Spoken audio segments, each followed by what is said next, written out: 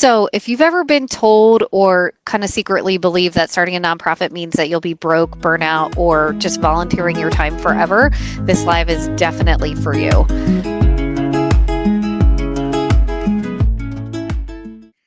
So, today we're going to be talking about how therapist led nonprofits actually pay you. And we're going to go over some myths versus reality. And I'll talk a little bit about my own experience in my nonprofit.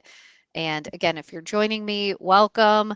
My name is Dr. Lauren Lawson. I'm a licensed marriage and family therapist in California and Pennsylvania. I'm an AA MFT approved clinical supervisor, and I founded and started my own nonprofit in 2013, and I've been running it ever since.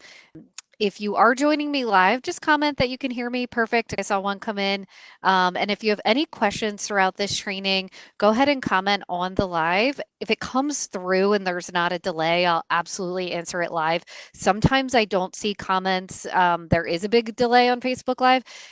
If I don't see the comments until afterwards, I always look for all of them during the replay, and I'll tag you in my answer as we go through. Um, oh, and Laura, I see you're on. Nice to see you. Um, okay, so if you've ever been told or kind of secretly believe that starting a nonprofit means that you'll be broke, burnout, or just volunteering your time forever, this live is definitely for you. Because today I'm going to be talking about and busting some of the biggest myths that I hear about therapist led nonprofits. And I'm going to use my own nonprofit as an example throughout all of this. So for full transparency, in 2025, I paid myself $122,000 salary from my nonprofit. This does not include my coaching business. This does not include any money from grants. This is actually from clinical revenue from the people that work for me. I worked, I would say, average about 25 hours or less a week. And my caseload ranged between 15 up to some weeks I had 30 clients, but that is very, very rare. But my average caseload is between 15 and 20 clients, and my salary was 122,000. So my admin work through the nonprofit is very, very minimal. Probably I'd say about 3 hours max a week. So we're talking like that's my salary part time. And that does not include my coaching business at all. Most therapists I talk to are stuck between basically two bad options: private practice that pays pretty well, but often feels misaligned with your values because you're not serving the community, or you're in community mental health that aligns with your values, but it leads to burnout. Or you're working for someone else's practice that doesn't align with your values.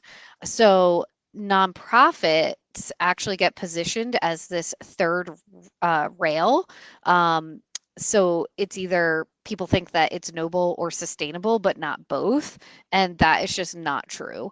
The reason it keeps sounding untrue is because people don't understand how nonprofit revenue actually works. So that's what we're going to be talking about today. So, myth number one that I hear is that nonprofits don't make money. Let's start here because this is the biggest one. Nonprofits absolutely make money. What they don't do is distribute profits to owners or shareholders like you would in a private practice. Revenue and even profit is not illegal. Surplus is not illegal. Paying staff, including executive directors, is not illegal. And in fact, if a nonprofit doesn't generate revenue, it can't survive. It's like any other business. You have to generate revenue to survive. So at Hope, my nonprofit, our revenue comes from multiple different sources. It's not just one risky stream that we're relying on revenue. So we have a Medi-Cal contract in California that we've been with for 10 plus years. We do a sliding scale of cash pay. We do premium rate cash pay. We accept Medicaid in Pennsylvania, and we do a handful of commercial insurances. With that said, we do supervisory billing, and this is what really allows me as a licensed clinician and my other clinical supervisors that work for me to not burn out because we're not reliant on our caseload alone because we take on interns, because we take on associates, and we can get the same reimbursement rate with the supervisory billing. So it is very important when you're setting up your revenue streams that you are working with contracts that allow for that supervisory billing. Big piece, not all of them do. Myth number two is that you can't pay yourself well in a nonprofit. This just makes me laugh when people say this because it is so wrong and just not true. As I said, in 2025, my nonprofit salary was 122,000 gross. Not the revenue of my nonprofit, my salary specifically, working about 20 to 25 hours a week. And that was based on my role, my responsibilities, market rate compensation, and board approval and documentation of my salary. And in fact, my board has been kind of telling me that I need to get paid more and work less because there are weeks where I do work a lot more and I work really hard and I've been doing this for 13 years. So my board is very, very supportive of that. Nonprofits actually pay executives every single day, hospital CEOs, nonprofit clinic directors, foundation leaders. Therapists are not an exception to this. And a lot of nonprofit leaders, for those of you that don't know, the nonprofit world is $1 trillion revenue generating system in the United States. So nonprofits bring in trillions of dollars, and those CEOs get paid tons of money, upwards of 500K plus. So when you hear a large salary that feels large under a micro nonprofit, it's actually not in comparison to these other massive nonprofits that generate billions in revenue. The difference is that most therapists were never taught how to structure this correctly in the nonprofit model because we're only taught community mental health or private practice. So, myth number three is that nonprofits only survive on grants. If you think that grants are the first or only step in nonprofit revenue, then you've been grossly misled. Grants should be only a piece of your pie and not a very big piece. There certainly are nonprofits out there that operate only on grants, but it is very risky and it's not always sustainable because grants are just one tool. They're not the foundational revenue and they can change and be taken away from you at any time. Current revenue streams should be right now cash pay clients, everything from premium pay to sliding scale. And you will need to figure out your lowest sliding scale that you can offer to maintain a profit. Medi-Cal clients in California, Medicaid clients in all other states, and commercial insurance panels that allow you to do supervisory billing. And that is just the foundational revenue. That does not include revenue that could come from fundraising, that could come from donors, that could come from small local grants, or even program funded contracts. This is just diversified revenue from client services alone. And that alone can create stability. So grants become an additive, not the life raft of a nonprofit. So it's really important thing. Myth number four is serving underserved clients means that you have to struggle. This is like some mindset that we get somewhere in our training. I don't know where it comes from, but we all sort of have this that if we're going to serve the underserved, then we can't make money. It's like we think those two things are opposing to each other, but this is like such a great opportunity to practice dialectics of that of we can serve the underserved and make good money and deserve to get paid what we should get paid both at the same time. And so this myth often keeps really good clinicians stuck. You don't have to choose between serving your community and paying your bills or having energy left at the end of the day for your family.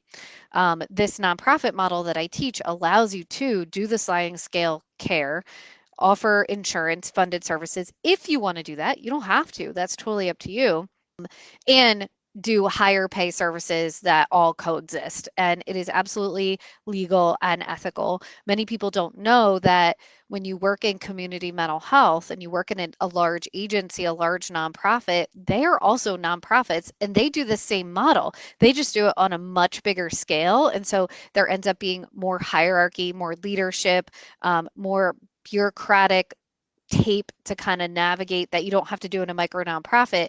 But you better believe that those nonprofit community mental health centers also do premium pay services. I've worked for several that have done premium pay, and they have all of their sliding scale and all that too, but it also coexists with premium pay. So that's how sustainability actually works in a nonprofit, and that's what I help you set up. So here's the truth. Many therapists get advice from people who've never run a nonprofit clinic, and they end up repeating fear and not facts of what it actually takes. And so fear sounds like that's not allowed. you'll get audited. You can't pay yourself. That's risky. Um, and it's really not, and I saw a question come in that I'll answer in a minute. It's really not risky if you're setting it up right. And yes, you might be audited. That's part of the process, whether you're for profit or nonprofit. What I mean by premium pay, someone had this question, is like your top rate. So in private practice, right, a lot of people talk about how they're a cash pay only practice and they have a rate that they charge, and that's considered like a premium rate. What I mean by that is I have a specialty that I do where I do family therapy with adult children who are facing estrangement with their parents. I'm licensed in both California and Pennsylvania. And for people that can afford my services, my fee that I charge is $250 per session. It really depends on your state and your area. Like in LA, that would probably be like an average cost, right? But here in Pennsylvania, that's pretty high. So, what I mean by premium pay is your top rate, and that's how you develop a sliding scale. A sliding scale has your top rate of, let's just say it's 250, and then you have scales below that that can be either income based, it can be based on client report, however you decide to do your sliding scale, but it would be like tier 1 is 250, tier 2 is maybe 175, tier 3 is 115, and then tier 4 is $80. It looks different for every nonprofit, but you do have clients that pay that 250 under a nonprofit model. And that's absolutely doable, and you should do that. And that helps offset the cost of someone who's maybe paying $80. But that's also where fundraising comes into play. That's where small grants come into play because they help offset the cost of someone who is paying $80 or someone who has a scholarship. That's where you can fundraise, and it is not taxable income because you are exempt as a nonprofit. Whereas in a for profit, you could technically do fundraising, but any fundraising you do, if you get the appropriate permits from the state, that's going to be taxable income because you are a for profit. That's what I mean by premium pay, sliding scale, and offsetting with things like fundraising and grants. Now, you can still do those things, have premium pay rates, sliding scale rates, commercial insurance, Medi-Cal, Medicaid, whatever you want to do, and not necessarily fundraise and still drive a really good revenue stream for your nonprofit. Currently, we don't do any fundraising. It's not something that I'm prioritizing at the moment because we did a really big expansion in 2025 of getting a specific Medicaid plan that we contracted with. We've done fundraising in the past, but we kind of put it on pause, and we've been able to offer a sliding scale as low as $80. If it's our intern seeing clients, it's even lower than 80 and generate over 400K in revenue for 2025. We're projected, I think, to do more than that in our current fiscal year because our fiscal year is on July to June. Anyway, I'm digressing. The point is that you don't have to do fundraising, but you absolutely can to offset the cost of a sliding scale. So, um, when you actually look at the law, the IRS and real operating nonprofits, this model is used everywhere. It's just not taught that we can do this as a small micro nonprofit for therapists that want to run group practices. So, if you've been thinking about this model, if you've been wanting to learn more about it, nothing is wrong with you. This is a legal path. You're just missing the framework on how to set this up. And once you understand how revenue, nonprofit governance, and compensation actually work together, then all of this shifts and it starts to make sense of how everything flows. If this live is kind of making you think differently, kind of busting some of those myths that you've heard about nonprofits, then here's what I want you to do next. You can check out the group guides in this section in my Facebook. If you go to the top of the Facebook group and click on guides, you'll be able to see a bunch of different PDFs. Just comment on those pictures that you want the guide, and then I'll send it to you. And if you want my nonprofit revenue map, then just comment map on this live training and I'll DM it to you. And if you are in a spot where you're like, yep, I definitely want this, but I don't know where to start, then you can go to my featured section and I have some links up there where you can schedule a free consult call with me or someone on my team and we can kind of talk through your specific situation. I can kind of give you feedback. And I see another question come in. Can we limit the intake of who need Technically, no. So that is a great question. So Laurel asks, can you limit the amount of clients that need a sliding scale. No, you can't in a nonprofit because as a nonprofit, you have to be doing it for the benefit of the community. And so that is a big difference between private practice and a nonprofit. In a private practice, you could say, oh, we only have 5 slots for a sliding scale and the rest have to be like our premium pay. You can't really do that in a nonprofit. It has to be more of a first come, but you can put limits to the minimum amount for your sliding scale. And that should be fair market rate for what your like average mean family income is in, the state that you're in. That's going to be different for every practice. But also you can make the minimum amount enough or low enough so that it covers your operating costs. And again, there's different ways you could do this. One is to do fundraising to offset the cost of that. Fundraising is not as hard and as scary as it might seem. It's just something new that not a lot of us were taught on how to do.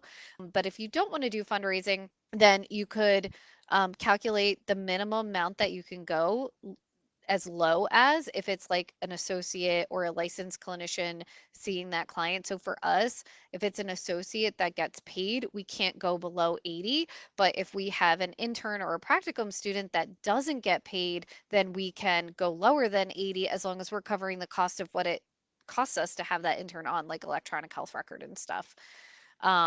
Can you limit the amount of sliding scale clients you take based on therapist availability? I'm not sure if I fully understand your question, but you can limit anything that you need to based on a clinician's availability, if that makes sense. Um, and again, you can limit, it's not like you, as a nonprofit, you have to say, oh, yes, we absolutely offer free or super low services. No, you can have your minimum amount for sliding scale. So again, ours is 80, but I'm not sure if I totally understand what question you're asking. Um, if feel free to send me a DM and I can think about that more. Or Laura, I know you'll be on the call with me on Monday. We can talk through that a little bit more. Okay, looks like I answered your question. Sorry, I was stumbling through that one a little bit. But yes, you essentially can't set limits to the number of clients that you take on a sliding scale, but you can absolutely set a minimum amount that you can take so that you can be in operation. Like if you, and this is why I think a lot of nonprofits end up not making it because they have this idea that they have to offer pro bono services or they have to offer free services, and that's not the case. Um, is it ideal if you do fundraising and you can do that? Absolutely. But like you're still a business. You still have to generate revenue. You still have to survive and be viable. And you have to set up your structure in the right way so that your business is viable and you're not burning out.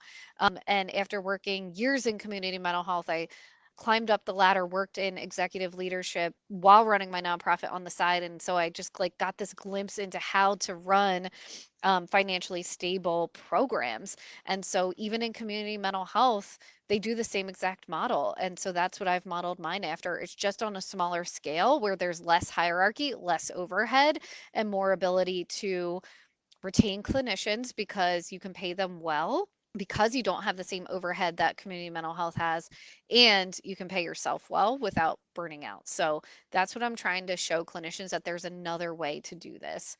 So again, if you want the revenue generating map, just comment map on this live. And if you want access to more guides, then go to the guide section in my Facebook group and just comment on the picture of the guide that you want. You can just comment guide or impact or whatever. I'll see it and then I'll DM it to you.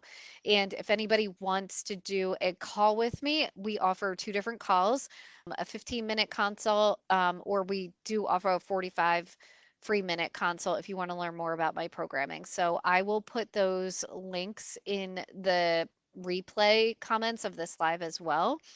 Otherwise, just remember that you don't have to burn out to do meaningful work, and you definitely don't have to abandon your values of wanting to serve the community to earn a living. So both are possible, and you just have to build it right. With that said, I'll see you next week for another training, which I can't see the name of it now because my live is blocking it. But next Friday at 1 p.m., I'm doing another free live training. So come and join. If not, I email the replays out so that you can watch this later if you need to. With that said, have a great weekend, and I'll see you next Friday.